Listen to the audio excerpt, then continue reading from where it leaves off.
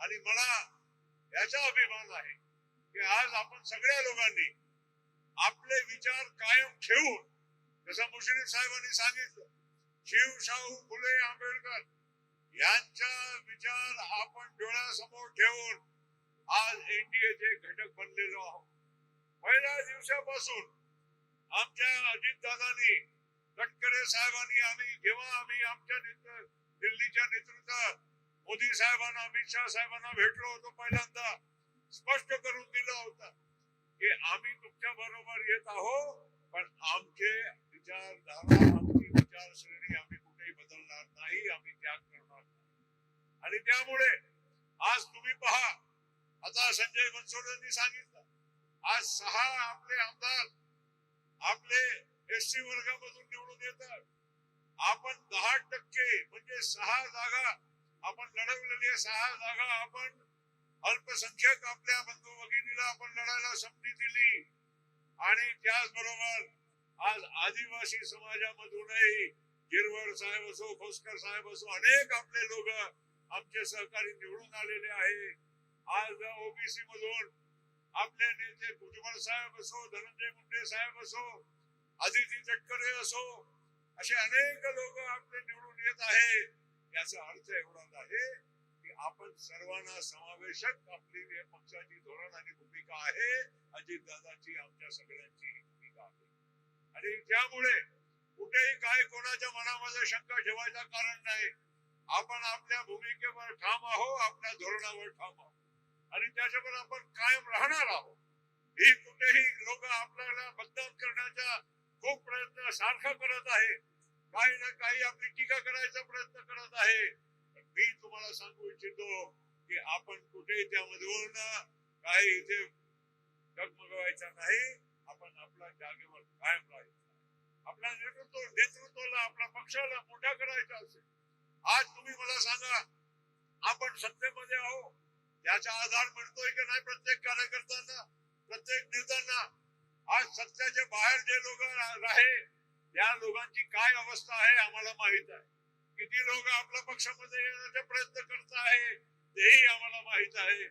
आता म्हणून मित्रांनो, आज आपण सत्तेचा फायदा हे जनतेच्यासाठी हे आपण करत आहोत. लाडकी बहिणीचा इथे उल्लेख झाला. आज आपण सत्तेमध्ये होतो म्हणून दादाला हा निर्णय करता आला. आज आपल्या कोट्यावधी आमच्या बहिणीला आपण न्याय देऊ शकलो. त्याच्या फक्त आणि फक्त एकच कारण होता की आपण सत्तेमध्ये होतो. जे लोकांनी आजपर्यंत फक्त आमच्या भगिनीला वोटाच्या माध्यम समजलं, कधी काही त्यांना ताकद दिली नाही, शक्ती दिली नाही, त्या लोकांना बोलायला फार सोपं आहे. तिजोरी खाली आहे, पैसे नाही आणि हे बहिणांना पैसे हे देऊन राहिलेले आहे.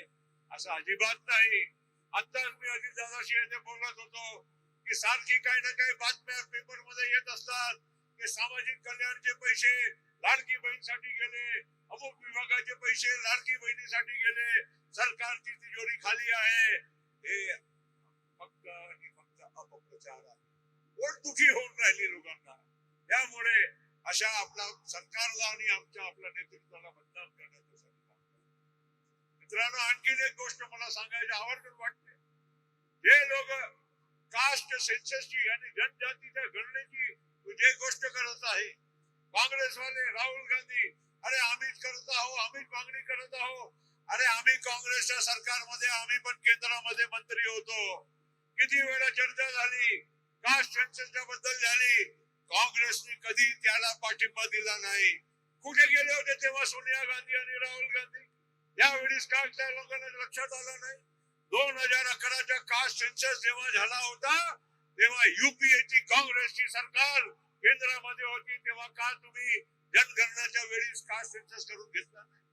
आणि त्यावेळेस काही मात्रामध्ये करण्यात आला होता, पण सांगितलं गेलं की हे सायंटिफिक डेटा नाही आहे म्हणून आम्हाला ते जाहीर करता येत नाही. आणि त्यावेळेस तुम्हाला वाट पाहावा, तुमची सरकार आहे तेव्हा तुम्ही करत नाही. आज नरेंद्र मोदी यांनी, आज अजून लोकसभेच्या निवडणुकीला अजून पुढचे 4 वर्ष बाकी आहे, पण जनगणना 2011 नंतर पहिल्यांदा 2026 मध्ये सुरू होणार आहे, 27 मध्ये सुरू होणार. आणि म्हणून त्यांनी पहिली जनगणना त्यानंतरची होत आहे त्यामध्ये कास्ट सेन्ससला पण मंजुरी दिली आहे. हे महत्वाची गोष्ट आहे कारण अपप्रचार खूप होत आहे. आज हे सगळं आज आपल्या सगळ्यांना लोकांपर्यंत पोहोचवण्याची गरज आहे कारण बदनाम करायला फार सोपं आहे. हे अमुक याच्या विरोधी आहे तमुकांच्या विरोधी आहे हे सरकार पैसे आपले म्हणजे लुटून राहिलेली आहे अशा म्हणजे अपप्रचार आपला विरोधकांच्या कडून खूप होऊन राहिलेला आहे. त्यामुळे आज राष्ट्रवादी काँग्रेस पार्टीची अतिशय एक महत्वाची भूमिका आहे.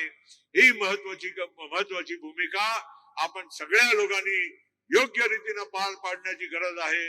एवढंच मी आजच्या दिवशी आपल्या सगळ्यांना मी सांगू इच्छितो. शेवटी जाताना एवढंच सांगेल की पक्ष मोठा असेल तर आपण सगळे मोठे होणार.